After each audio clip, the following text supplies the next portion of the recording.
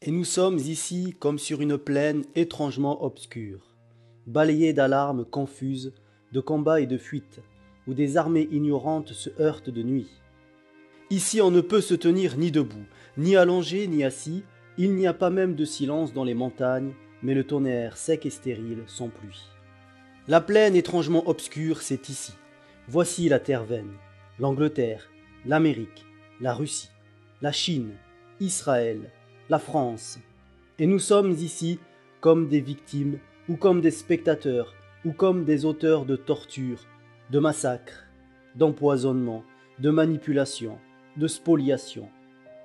Icrodus, c'est ici qu'il faut sauter, ici qu'il faut danser. C'est la wilderness. Y a-t-il eu jamais autre chose? C'est la sauvagerie. Appelez-vous cela la liberté? C'est la barbarie. La lutte pour la survie, c'est précisément ici. Ne l'avons-nous pas toujours su? N'est-ce pas là un secret public? N'a-t-il pas toujours été le grand secret public? Cela reste un secret. C'est connu publiquement, mais non avoué. Publiquement, le désert est ailleurs, la barbarie est au loin, la sauvagerie est sur le visage des autres. Le tonnerre sec et stérile sans pluie, les alarmes confuses de combat et de fuite sont projetées au dehors, dans le grand inconnu, à travers les mers et par-dessus les montagnes. Nous sommes à l'écart avec les anges. Une forme avec un corps de lion et une tête d'homme, au regard sans expression et sans pitié comme le soleil, remue lentement ses cuisses. W.B. Yeats. Remue lentement ses cuisses à l'encontre du désert projeté, à l'encontre de la barbarie réfléchie, à l'encontre du visage sauvage qui guette depuis le bassin, ce mouvement vidant le bassin, lacérant ses rives et laissant un cratère aride là où il y avait la vie. Dans un livre prodigieusement lucide, intitulé « Au-delà de la géographie », livre qui va aussi au-delà de l'histoire, au-delà de la technologie, au-delà de la civilisation. Frederick W. Turner, à ne pas confondre avec Frederick Jackson Turner, le défenseur des pionniers. Frederick W. Turner ouvre le rideau et inonde la scène de lumière. D'autres ont ouvert le rideau avant Turner. Ce sont ceux qui ont rendu public le secret. Toynbee, Drennan, Jennings, Kamat, Debord, Zerzan, parmi les contemporains auxquels j'ai emprunté leur lumière. Melville, Thoreau, Blake, Rousseau, Montaigne, Las Casas, parmi les prédécesseurs. Lao Tse, aussi loin que la mémoire écrite puisse aller. Turner emprunte les lumières des communautés humaines qui sont hors de portée de la civilisation pour voir au-delà de la géographie.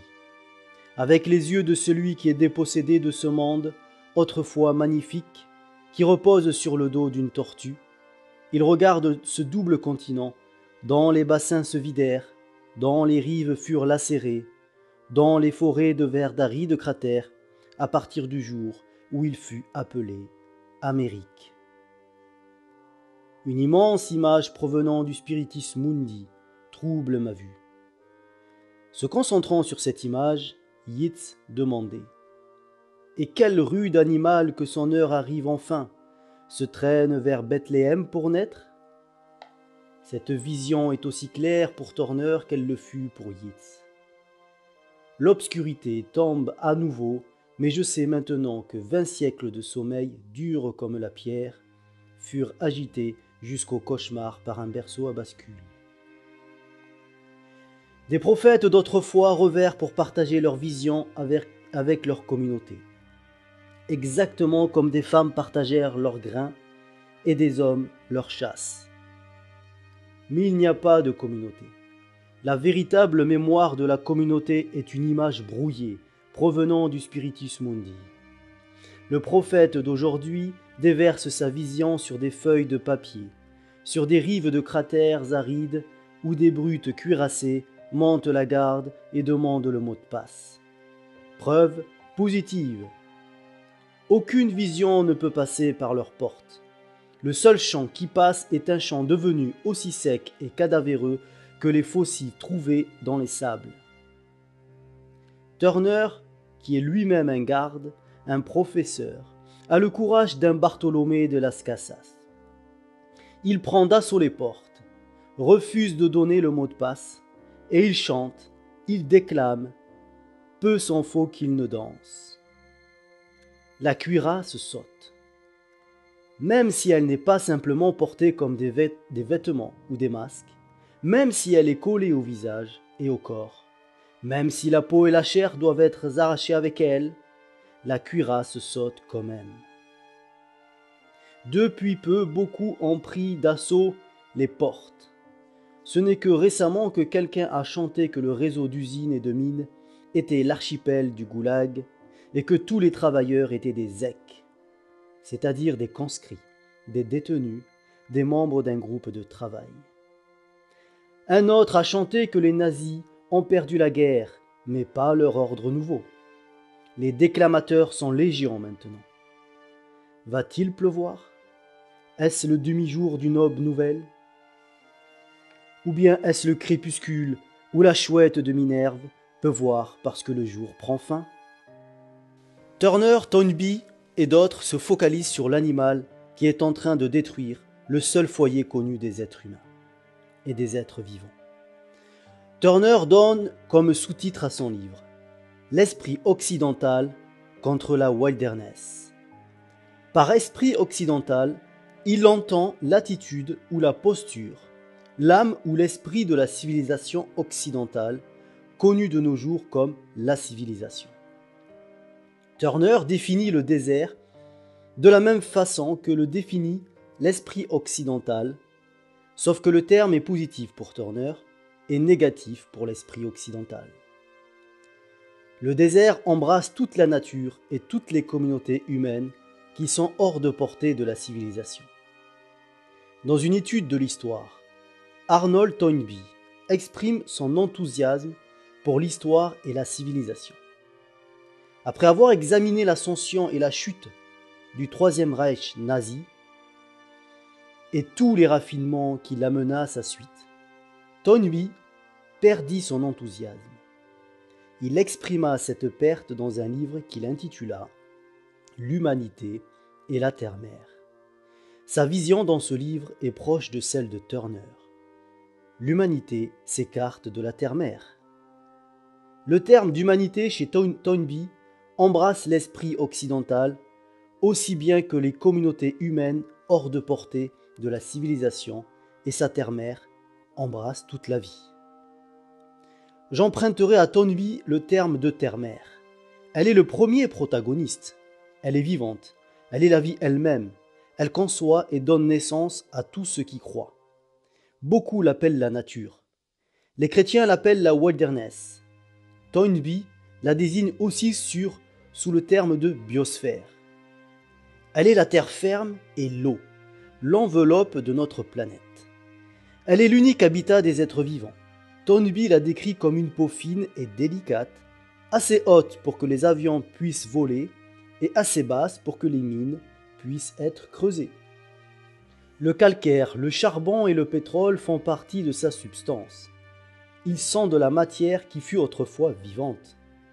Elle filtre sélectivement les radiations émises par le soleil, afin précisément d'empêcher la vie de brûler.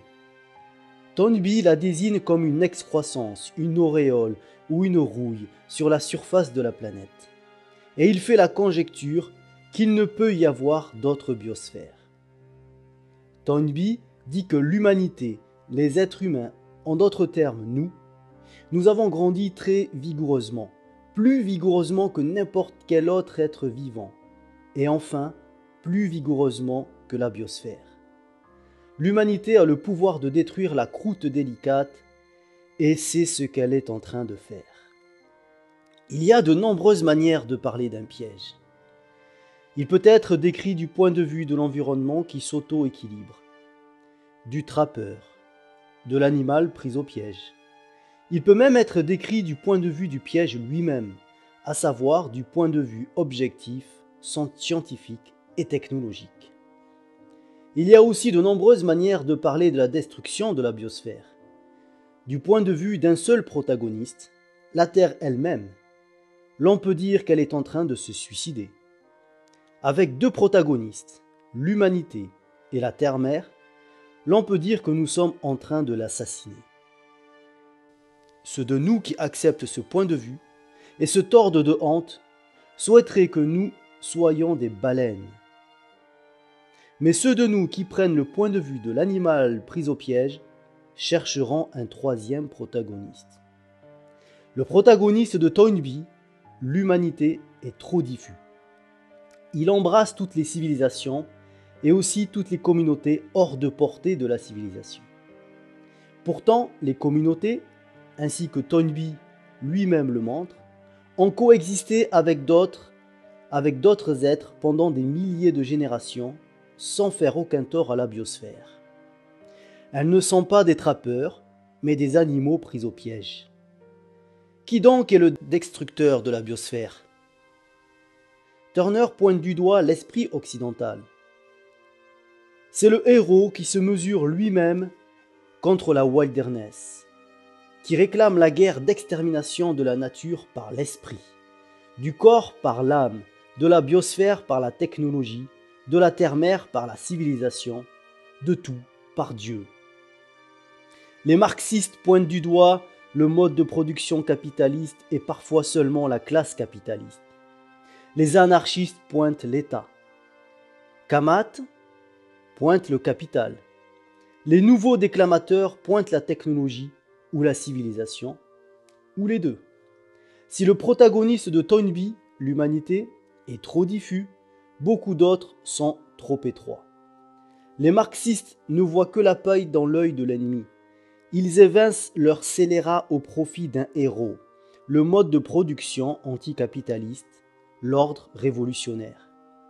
Ils ne se rendent pas compte que leur héros est exactement la même forme avec un corps de lion et une tête d'homme, au regard sans expression et sans pitié comme le soleil. Ils ne se rendent pas compte que le mode de production anticapitaliste veut seulement dépasser son frère dans la destruction de la biosphère. Les anarchistes sont aussi variés que l'humanité. Il y a des anarchistes gouvernementaux et commerciaux, de même qu'un petit nombre est à louer. Certains anarchistes diffèrent des marxistes uniquement parce qu'ils sont moins informés. Ils veulent remplacer l'État par un réseau de centres informatiques, d'usines et de mines coordonnées, par les travailleurs eux-mêmes, ou par une union anarchiste. Mais ils n'appelleraient pas cette organisation-là un État. Le changement de nom exorciserait la bête. Jacques Kamat, les nouveaux déclamateurs et Turner considèrent les scélérats des marxistes et des anarchistes comme de simples attributs du protagoniste réel. Kamat donne un corps au monstre. Il nomme le monstre capital en empruntant ce terme à Marx, mais en lui donnant un nouveau contenu. Il promet de décrire l'origine et la trajectoire du monstre, mais il ne l'a pas encore fait. Les nouveaux déclamateurs ont emprunté leur lumière à L. Mumford, à Jacques Ellul et à d'autres, mais ils ne sont pas, à ma connaissance, allés plus loin que Jacques Kamat. Turner va plus loin. Son but est de décrire seulement l'esprit du monstre, mais il sait que c'est le corps du monstre qui détruit les corps des communautés humaines et le corps de la terre-mère. Il dit beaucoup de choses sur l'origine et la trajectoire du monstre, et il parle souvent de sa cuirasse. Mais c'est au-delà de son objectif que de nommer le monstre ou de décrire son corps. Mon but est de parler du corps de la bête, car il a certainement un corps monstrueux, un corps qui est devenu bien plus que la biosphère. C'est probablement un corps sans vie propre. C'est probablement une chose morte, un énorme cadavre. Il est probable qu'il ne remue lentement ses cuisses que lorsque des êtres vivants l'habitent. Quoi qu'il en soit, son corps est ce qui accomplit la destruction. Si la biosphère est une excroissance sur la surface de la planète, La bête qui est en train de la détruire est également une excroissance. La destruction de la terre est une rouille ou une auréole à la surface de la communauté humaine. Il n'est pas excrété par toutes les communautés, par l'humanité. Toynbee lui-même en rejette la faute sur une toute petite minorité, sur un très petit nombre de communautés. La bête cadavéreuse a peut-être été excrétée par une seule communauté parmi des myriades. La bête cadavéreuse excrétée par une communauté humaine est jeune. Elle est âgée tout au plus de 2 ou 3 générations seulement. Avant de revenir à elle, je vais jeter un coup d'œil aux communautés humaines. Car elles sont beaucoup plus vieilles. Elles sont âgées de milliers de générations. On nous a raconté que, même si les communautés humaines sont jeunes, il y a une époque où tout était haut jusqu'à qu'un rat musqué ait plongé au fond de la mer et ait ramené la terre sur le dos d'une tortue. C'est ce qu'on nous a dit. On peut supposer que les premiers marcheurs qui bénéficièrent des efforts du rat musqué étaient des géants ou des dieux qui sont appelés de nos jours des dinosaures. De modernes pilleurs de tombes ont déterré ces ossements de dieux et les ont exposés dans des vitrines de verre comme preuve positive. Les pilleurs de tombes utilisent ces vitrines d'ossements afin d'intimider toutes les histoires provenant de la mémoire humaine autre que la leur. Mais les histoires de ces pilleurs de tombes sont plus ennuyeuses que des myriades d'autres histoires, et leurs vitrines d'ossements n'éclairent que les pilleurs de tombes eux-mêmes. Les histoires sont aussi diverses que leurs conteurs. Dans beaucoup d'histoires, la mémoire s'efforce d'atteindre une époque où elle, la mémoire, était logée chez une grand-mère qui connaissait les nageurs, les rampants et les marcheurs comme ses parents, puisqu'elle ne marchait pas plus fréquemment sur ses jambes de derrière qu'eux. Dans un récit ancien, la première grand-mère tomba sur la terre d'un trou dans le ciel. Dans un récit moderne, elle était un poisson doté d'un museau qui, ayant en badinant, pratiquait la respiration en mettant son museau hors de l'eau, survécut grâce à cette habitude lorsque le bassin s'assécha. Dans un autre récit ancien, la biosphère avala plusieurs grammaires avant que l'ancêtre commun ne fît son apparition. Et il y est probable qu'elle avalera les arrière-petits-fils de cet ancêtre. Il se peut que Toynbee ait tort à propos du pouvoir relatif des deux protagonistes. Beaucoup d'histoires parlent de grammaires miniatures, de nains. Un récit moderne les désigne comme des musaraignes arboricoles. Ces nains habitaient sous terre, tandis que les géants, les dinosaures, se promenaient à la lumière du jour.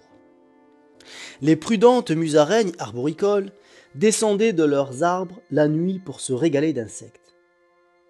Non pas parce que les géants étaient mesquins, mais à cause de la différence de taille.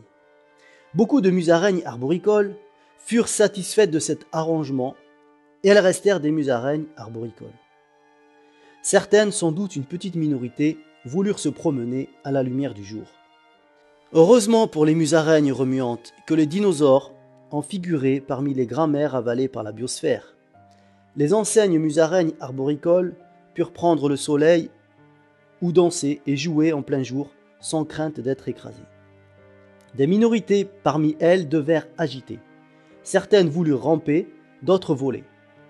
Les majorités conservatrices, satisfaites d'elles-mêmes, contentes de leur capacité, comblées par leur environnement, restèrent ce qu'elles étaient. Les administrateurs des îles du Goulag nous disent que tous ceux qui nagent, rampent, marchent et volent ont passé leur vie à travailler pour manger. Ces administrateurs diffusent leur information trop tôt. Les divers êtres n'ont pas encore été tous exterminés. Toi, le lecteur, tu n'as qu'à te mêler à eux, ou bien les observer à distance pour voir que leurs vies éveillées sont remplies de danses, de jeux et de fêtes. Même à la chasse, l'activité consistant à approcher, à feindre et à bondir n'est pas ce que nous appelons du travail, mais ce que nous appelons du divertissement. Les seuls êtres qui travaillent sont les détenus des îles du Goulag, les Zèques. Les ancêtres des Zèques travaillaient moins qu'un patron d'entreprise. Ils ne savaient pas ce qu'était le travail. Ils vivaient dans une condition que Jean-Jacques Rousseau appelait l'état de nature. Cette expression de Rousseau devrait être amenée à un usage courant. Elle tape sur les nerfs de ceux qui, selon les mots de Raoult Vaneigem, ont des cadavres dans la bouche. Elle rend la cuirasse visible.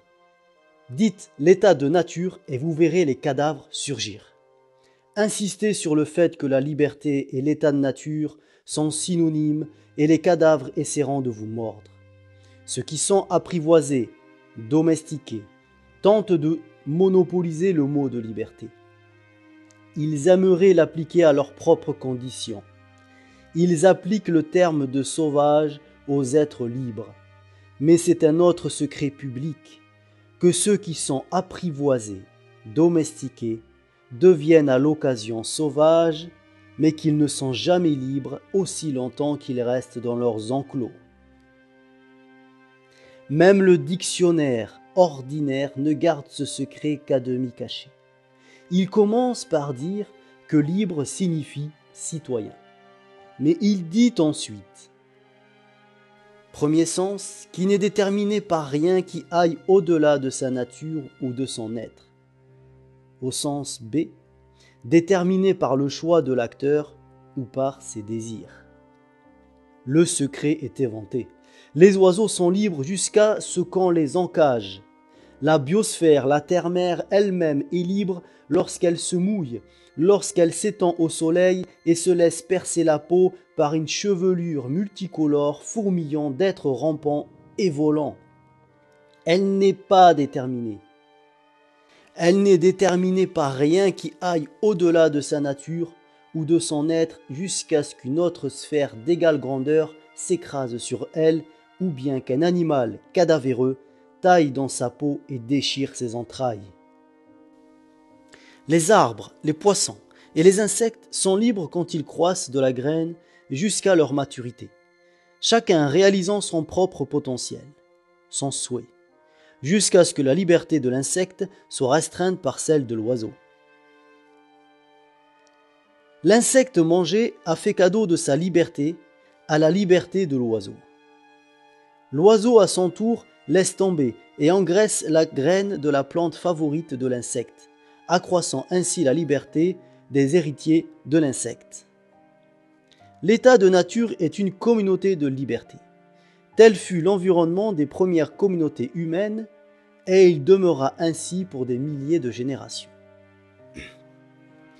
Les anthropologues modernes qui portent le goulag dans leur cerveau réduisent ces communautés humaines au déplacement qui ressemble le plus au travail. Et ils donnent le nom de cueilleurs aux gens qui ramassent et parfois stockent leur nourriture préférée. Un employé de banque appellerait ces communautés des caisses d'épargne. Les Zèques d'une plantation de café au Guatemala sont des cueilleurs et l'anthropologue est une caisse d'épargne. Leurs libres ancêtres avaient des choses plus importantes à faire. Les Kung ont survécu miraculeusement en tant que communauté d'êtres humains libres jusqu'à notre époque d'extermination. Richard Leakey les a observés sur leur terre natale de la forêt africaine luxuriante. Ils ne cultivaient rien d'autre qu'eux-mêmes. Ils faisaient d'eux-mêmes ce qu'ils voulaient être. Ils n'étaient déterminés par rien qui aille au-delà de leur être. Et non pas par des réveils matins, par des dettes, par des ordres de supérieurs. Ils faisaient festin de la fête, et ils jouaient tout le temps, sauf quand ils dormaient. Ils partageaient tout avec leur communauté. Nourriture, expérience, vision, chant. Une grande satisfaction personnelle, une joie intérieure profonde résultaient de ce partage.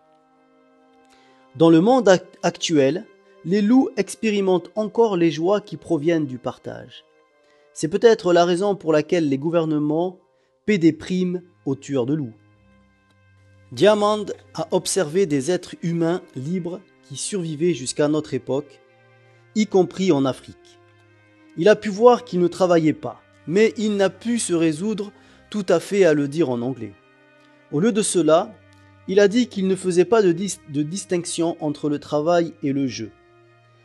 Diamant veut-il dire que l'activité des gens libres peut être considérée comme du travail à un moment donné, comme du jeu à un autre moment, cela en fonction de ce que ressent l'anthropologue? Veut-il dire qu'ils ne savaient pas si leur activité était du travail ou du jeu? Veut-il dire que nous, vous et moi, les contemporains cuirassés de Diamant, nous ne pouvons pas distinguer notre travail de notre jeu? Si les Kung visitaient nos bureaux et nos usines, ils pourraient penser que nous jouons. Pourquoi d'autres y serions-nous? Je pense que Diamant voulait dire quelque chose de plus profond. Un ingénieur chargé de chronométrer les mouvements et qui observerait un ours près d'un carré de baie ne saurait pas quand faire démarrer sa montre.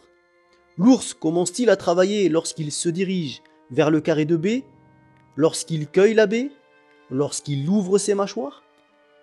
Si l'ingénieur a un peu de jugeote, il dira probablement que l'ours ne fait aucune distinction entre le travail et le jeu. Si l'ingénieur a de l'imagination, il dira probablement que l'ours fait l'expérience de la joie à partir du moment où les baies virent au rouge foncé et qu'aucun des mouvements de l'ours ne sont du travail. Li Kei et d'autres suggèrent que les ancêtres communs des êtres humains, nos grands-mères les plus anciennes, ont leur origine dans les forêts africaines luxuriantes, quelque part près du territoire des Kung. La majorité conservatrice, profondément satisfaite de la générosité surabondante de la nature, heureuse des choses accomplies, en paix avec elle-même et le monde, n'avait pas raison de quitter sa terre natale. Elle resta. Une minorité remuante partit à l'aventure. Une minorité remuante partit à l'aventure. Peut-être suivait-elle ses rêves. Peut-être son bassin favori s'assécha-t-il. Peut-être ses animaux préférés partirent-ils ailleurs. Ces gens-là avaient de l'attachement pour les animaux. Ils reconnaissaient les animaux comme des cousins. On dit que ces vagabonds ont marché vers tous les pays boisés, les plaines et les rivages lacustres d'Eurasie. Ils ont marché, flotté, vers presque toutes les îles. Ils sont passés par le pont terrestre existant près du pays de glace du Nord pour aller jusqu'à la pointe la plus au sud du double continent qui sera appelé Amérique. Les vagabonds sont allés dans les pays très chauds et des pays froids, dans des pays ayant beaucoup de pluie et des pays qui en ont peu. Peut-être certains d'entre eux ont-ils ressenti de la nostalgie pour le territoire chaud qu'ils avaient quitté. Si c'est le cas, la présence de leurs animaux favoris, leurs cousins, compensa leur perte. Nous pouvons encore voir l'hommage que certains d'entre eux rendirent à ces animaux sur les murs des grottes d'Altamira, sur les roches d'Abrigo del Sol, dans la vallée de l'Amazone. Certaines femmes apprirent des oiseaux et des vents à semer des graines. Certains hommes apprirent des loups et des aigles à chasser. Mais aucun d'entre eux n'a jamais travaillé, et tout le monde le sait.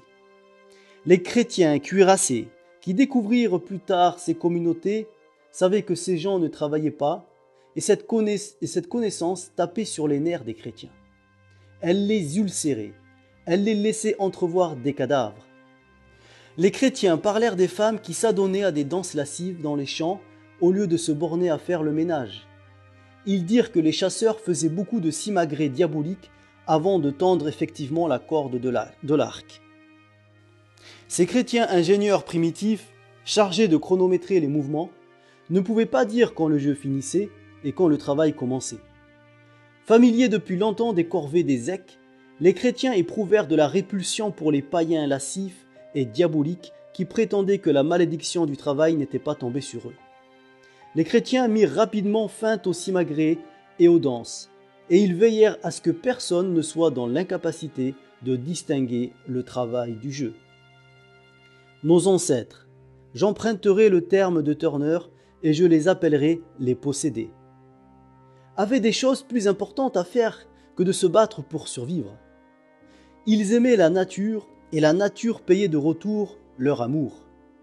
Partout où ils étaient, ils trouvaient l'abondance, ainsi que Marshall Saline le montre dans son livre « L'économie de l'âge de pierre ». La Société contre l'État de Pierre Clastres insiste aussi sur le point que la lutte pour la subsistance ne peut être confirmée chez aucun des possédés. Elle peut en revanche être confirmée chez les dépossédés, dans les enfers et sur les marges de l'industrialisation progressive. Leslie White, après une revue complète de rapports provenant de lieux et d'époques éloignés, donne un aperçu sur la culture primitive en tant que tout, et conclut que il y a suffisamment à manger pour une richesse de vie rare chez les civilisés. Je n'utiliserai pas le mot de primitif pour parler de gens dotés d'une richesse de vie. J'emploierai le mot de primitif pour parler de moi et de mes contemporains avec notre pauvreté progressive de vie. La part principale de notre pauvreté est que la richesse de vie des possédés nous est à peine accessible, même à ceux d'entre nous qui n'ont pas enchaîné leurs imaginations. Nos professeurs parlent de fruits et de noix, de peaux d'animaux et de viande. Ils pointent du doigt nos supermarchés emplis de fruits et de noix. Nous avons une abondance dont nos ancêtres ne pouvaient rêver. CQFD. Ce sont après tout les choses réelles qui importent. Et si nous voulons plus que des fruits et des noix, nous pouvons aller au théâtre, voir des pièces. Nous pouvons même nous vautrer devant la télé et consommer tout le spectacle universel. Alléluia! Que pourrions-nous désirer de plus? Grâce à nos professeurs, nous avons à peine accès à nos ancêtres dangereux, démoniaques, possédés, qui pensaient que les fruits et les noix n'étaient pas des choses réelles mais des vétilles, et qui s'abandonnaient à des visions, à des mythes et à des cérémonies. Grâce à nos professeurs, nous savons maintenant que les visions sont des hallucinations personnelles, que les mythes sont des contes de fées et que les cérémonies sont du théâtre que nous pouvons voir tout le temps dans les films. Nous en savons même beaucoup sur la possession. La possession, c'est la propriété. Nous possédons des maisons, des garages, des voitures, une installation stéréo, et nous courons sans cesse pour posséder davantage. Il n'y a pas de limite à ce que nous désirons posséder. Il faut dire que la possession est à coup sûr notre objectif central, pas le leur. Peu nombreux sont les professeurs qui, comme Mircea Eliade, se libèrent de la vision cuirassée et voient à travers le rideau de fer de l'inversion et de la falsification. Et même Eliade brouille ce qu'il voit quand il soutient trouver des analogies et des vestiges dans notre monde. Le détroit qui nous sépare de l'autre rive s'est élargi depuis 300 générations et tout ce qui a été récupéré sur l'autre rive n'est plus un vestige de leur activité mais une excrétion de la nôtre. C'est de la merde. Réduits à l'état d'ardoise vierge par l'école, nous ne pouvons pas savoir ce que c'était d'élever des héritiers pour les amener à la vision, à la pénétration, à l'expérience accumulée par des centaines de générations. Nous ne pouvons pas savoir ce que c'était d'écouter les plantes pousser et de ressentir cette croissance. Nous ne pouvons pas savoir ce que c'était de sentir la graine dans la matrice et d'apprendre à sentir la graine dans la matrice de la terre, de sentir comme la terre sent, et afin de s'abandonner et de laisser la terre nous posséder. De devenir la terre, de devenir la première mère de toute vie. Nous sommes vraiment pauvres. Des centaines de générations de vision, de pénétration, d'expérience ont été effacées. Au lieu de nous abandonner, au lieu de savourer le peu que nous pouvons conserver de leur pouvoir, nous construisons des définitions et des catégories. Nous parlons de matriarcat. Ce nom est un succédané à bas prix de l'expérience.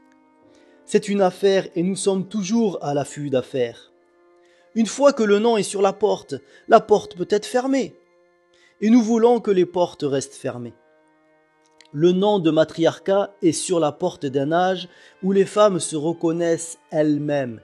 Elles étaient reconnues par les hommes comme les conceptrices, comme les créatrices de la vie, comme les incarnations du premier être, comme les premiers êtres. Savoir le nom figurant sur la porte revient à ne rien savoir. La connaissance commence de l'autre côté du seuil. Même le nom figurant sur la porte est inexact. Matri fait référence à la mer, mais Arka provient d'une époque tout à fait différente.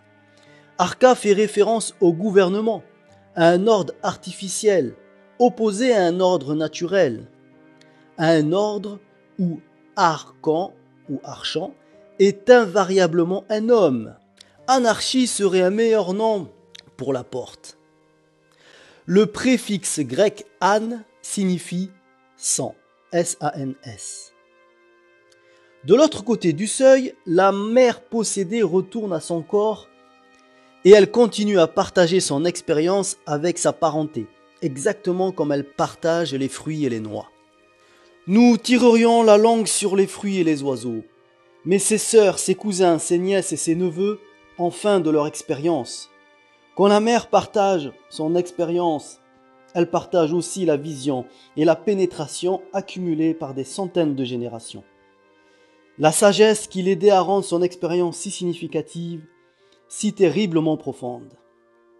Elle ne se sert pas de la craie au tableau, elle n'écrit pas un manuel. Elle sautille, elle chante, elle entame les danses lascives, l'orgie qui terrifieront un jour les chrétiens. Ses cousines et ses nièces se joignent à la danse. Elle se laisse aller, elle s'abandonne à ses chants, à ses mouvements. Elle se laisse aussi posséder par l'esprit de la terre. Elle éprouve aussi la plus grande joie imaginable. Les neveux également s'abandonnent. Eux aussi sont possédés, enrichis. Mais lorsque la cérémonie est finie, ils pressentent qu'ils ont moins à se réjouir d'avance que leurs sœurs. Ils savent qu'ils ne sont pas les créateurs de vie, les premiers êtres. Dans le Turbo, Günter Grass dépeint d'une manière vivante le complexe d'infériorité de ses neveux, de ses mâles à l'état de nature. Ce sont des étalons, ce sont des objets sexuels, ce sont eux qui font des grâces et qui se décorent pour se rendre séduisants auprès des femmes, comme les paons, les canards et leurs cousins. Les neveux prennent leurs lances ayant forme de phallus et leurs flèches pour aller dans les bois et ils reviennent au village avec de la viande. Mais ils savent que la viande, si elle n'est pas aussi commune que les fruits et les noix, est encore quelque chose sans importance par comparaison avec les voyages de possession et d'abandon de soi de leur tante, car ces voyages les mettent en présence des véritables sources de l'être. Les neveux aussi sont en quête de vision. Eux aussi, ils sont les héritiers de centaines de générations d'observation et de sagesse. Leurs oncles y veillaient. Ils savent que la forêt n'est pas la chose qu'elle est devenue pour nous. Un corral à viande, une usine à bois. Ils connaissent la forêt comme un être vivant qui fourmille d'êtres vivants. Eux aussi, comme leur tante, se laissent aller, se laissent posséder par l'esprit d'un arbre, d'un lieu, d'un animal. S'ils ont appris beaucoup, eh bien, ils lèvent même les yeux au-dessus de la forêt. Ils essaient d'obtenir le ciel. Et en de rares occasions, l'esprit du ciel les possède. Ils volent. Ils deviennent le ciel. En ressentant tous ces mouvements, en pressentant ces intentions, ils deviennent le ciel qui s'accoupla avec la terre pour donner naissance à la vie. Un homme qui revient à son village avec ses nouvelles vaut quelque chose et a beaucoup à partager, plus que de la simple viande.